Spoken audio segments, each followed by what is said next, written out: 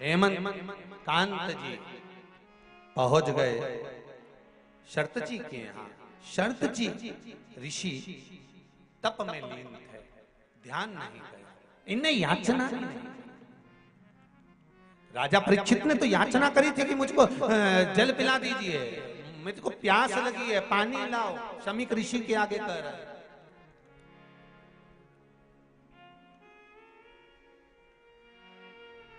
अरे हेमकांत ने नहीं कहा कि मुझे प्यास लगी। वो तो गए, बैठे और देखा कि मेरा कोई आदर नहीं, मेरा कोई सम्मान नहीं, मेरा कोई सत्कार नहीं, मेरे लिए कोई स्थान नहीं। क्रोध आ गया, और क्रोध आया तो उन्होंने तुरंत धनुष उठाया, बाण उठाया और शर्त जी की ओर खींचा। खींचते से 300 ऋषि सामने आकर खड़े हो। शर्त जी के शिष्य 300 ऋषि आकर खड़े। आप हो, हम हो, दुनिया में रहने वाला मनुष्य अगर कोई बेकार काम करने जाता है, कोई गलत काम करने जाता है, तो भगवान कुछ गलत होने वाला होता है, भगवान थोड़ा ना थोड़ा लाइट जला ही देता है। कई बार घर के लोग कह देते हैं मेरी आंख फड़क रही है, देखो जी मेरा मन नहीं कर रहा। देखो जी मंदोदरी तक ने रावण से कहा था, आरती करते समय मंदोदरी जब आरती उतार रही थी, लंकाधिपति को तिलक कर रही थी, विजय तिलक, तब आरती का दीप जब बुझ गया था तो मंदोदरी ने कह दिया था आज आप युद्ध के मैदान में मत जाओ, मेरा मन कह रहा है। लंकाधिपति रावण जो स्वयं को भगवान मानता था, वो लंकाधिपति रावण कहता है मंदोदरी मैं लंकेश हूं, सारे ग्रह मेरे अनुकूल रहते हैं, मेरे पांव के नीचे मैंने सब कुछ दबा कर रखा, सारे ग्रह मेरे अनुकूल हैं, सब मेरे अनुसार चलते हैं, और तू घबरा रही है।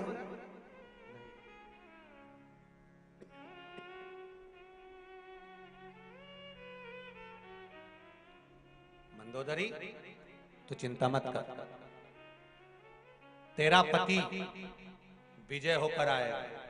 मंदोदरी कहती आज मेरा मन ठीक नहीं लग रहा, आज मेरा चित्त ठीक नहीं लग रहा, आज मुझे श्रेष्ठता नहीं लग रही, आज मुझे श्रेष्ठता नहीं लग रही, आज मेरा चित्त, आज मेरा मन, आज मेरी बुद्धि श्रेष्ठ नहीं मान रही। और मेरी माताओं, मेरे भाई, इस पावन कथा में जितने लोग बैठे हैं आपको भी कहूंगा, जब कोई गलत होने वाला होता है भगवान बत्ती सबकी जलाता है कि देख बच्चा ला, रोक ले। उसके बाद भी हम सोचते हैं कुछ नहीं होगा, चलने दो, चलने दो, चलने दो।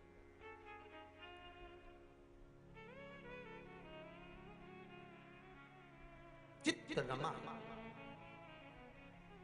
ऋषियों ने रोक दिया। ऋषियों ने कहा आप आगे ना, सुनो राजन, आप कुशकेतु के पुत्र हैं।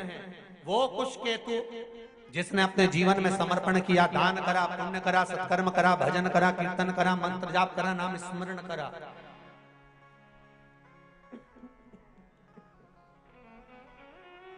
आप कुशकेतु के पुत्र हैं। राजन, यदि आप ये गलत करेंगे तो इसमें श्रेष्ठता नहीं होगी।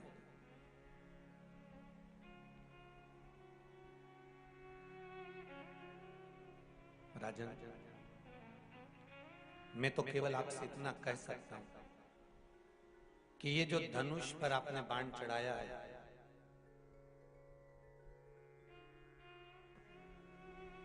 धनुष पर जो बाण चलाया है, ये धनुष का चढ़ाया हुआ बाण आप उतार लीजिए नीचे। ये ठीक नहीं है, ये श्रेष्ठ नहीं है। सामने जो तप करने बैठे हैं, ये जानते नहीं आपको कि आप आए हो।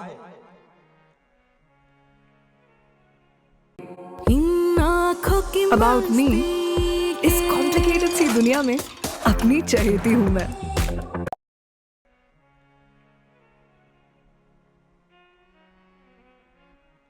जीजियों, आप लोग इधर मुंह कर कर बैठे हो, कथा सुन रहे हो। पीछे क्या हो रहा है आपको मालूम है क्या? कुछ नहीं, क्योंकि आपका ध्यान कथा में है।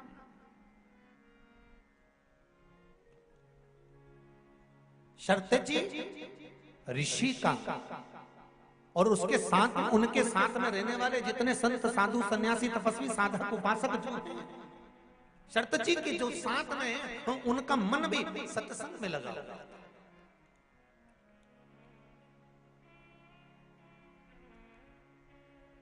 उनका मन कहीं दूसरी जगह नहीं लगा है, सत्संग में लगा।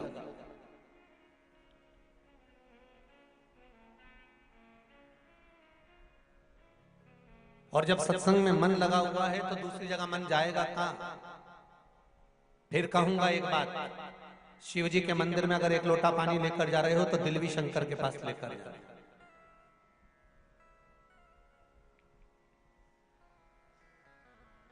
शिव जी के पास अगर एक लोटा जल लेकर जा रहे हो तो दिल की बात भी शंकर तक लेकर जा रहे हो।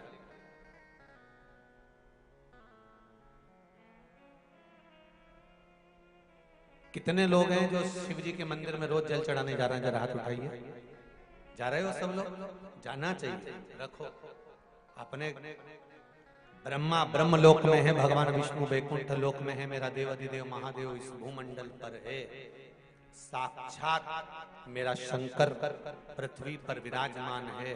तो एक लोटा जल ले जाकर जब शंकर जी को हम चढ़ाते हैं तो हमारे दिल की बात शंकर हृदय में रखकर हमारी कामना पूर्ण कर ही देते हैं। ये शिव चित्त है। ये पत्र में आया है, देखिए।